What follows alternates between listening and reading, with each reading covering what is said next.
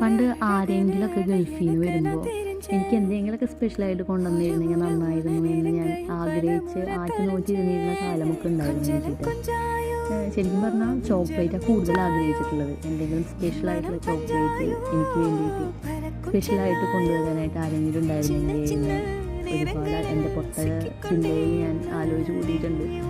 അതൊക്കെ മണ്ടത്തരായിരുന്നു എനിക്കിപ്പോൾ തോന്നുന്നുണ്ട്. പക്ഷെ അന്ന് കുട്ടിയാണല്ലോ, അതൊന്നും നമ്മൾ ചിന്തിക്കാനായിട്ടുള്ള പ്രായമായിട്ടില്ല. അങ്ങനെ ഡെയിലി പ്രാർത്ഥിക്കും ദൈവത്തിനോട്.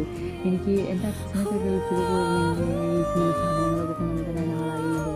അപ്പോൾ അച്ഛനെ ഒന്ന് എങ്ങനെയും ഗൾഫിലേക്ക് പറഞ്ഞു വിടുമോ ദൈവമേ എന്നൊക്കെ പ്രാർത്ഥിച്ച സമയമൊക്കെ ഉണ്ടായിട്ടുണ്ട്.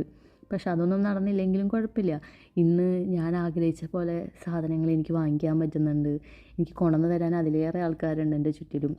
എന്താ വേണ്ടത് ചോദിച്ച് എന്താ പറയുക, എന്നെ സ്നേഹിച്ച് വീർപ്പ് മുട്ടിക്കുന്ന ആൾക്കാരടക്കമുണ്ട് എൻ്റെ ചുറ്റിലും. അപ്പോൾ അതിലൊക്കെ ഞാൻ ഒരുപാട് ഹാപ്പിയാണ്. അങ്ങനെ എൻ്റെ കയ്യിൽ കിട്ടിയൊരു ഐറ്റമാണിത്. ഞാൻ ഒട്ടും പ്രതീക്ഷിക്കാണ്ട് കിട്ടിയതാണ്. അതുകൊണ്ട് തന്നെ ഞാൻ ഒരുപാട് ഹാപ്പിയാണ്. സത്യം പറഞ്ഞാൽ നമ്മൾക്ക് സ്പെഷ്യലായിട്ട് ഒരാളൊരു സാധനം തരുന്നുണ്ടെങ്കിൽ ആ വ്യക്തിക്ക് നമ്മൾ എത്ര സ്പെഷ്യലായിരിക്കുമെന്ന് നമ്മൾ ചിന്തിക്കണമല്ലോ. അതുകൊണ്ട് തന്നെ ഇത് തന്ന ആൾക്ക് ഒരുപാട് നന്ദി.